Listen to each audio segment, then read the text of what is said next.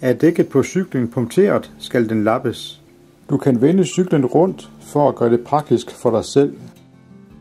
Eller du kan stille den op på et stativ, som her.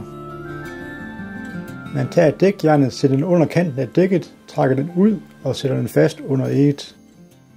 Når der er tilpas meget rum, løsnes resten af dækket med hænderne. Når hele kanten af dækket er løsnet fra fældet, tager man fat i slangen og trækker den ud. Støvhætten og de 2 møtrikker skrues af, og der skrues imod urets retning. Herefter løftes dækkets kant, ventilen skubbes bagud og tages ud af fælgen. Ventilen skrues på igen, slangen pumpes op.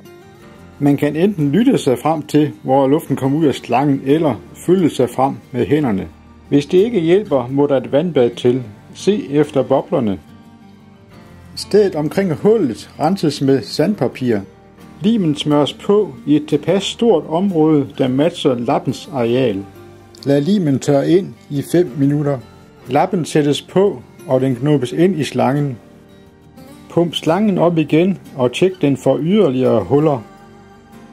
Dækket tjekkes efter på både ydersiden og indersiden. Søg efter det, der har forårsaget hul i slangen.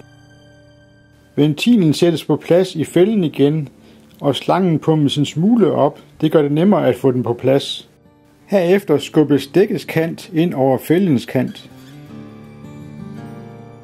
Kanten af dækket kan ikke sættes på plads, fordi ventilen sidder i vejen.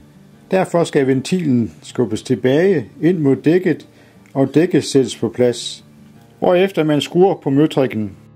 Dækket pumpes op, og det er lappet.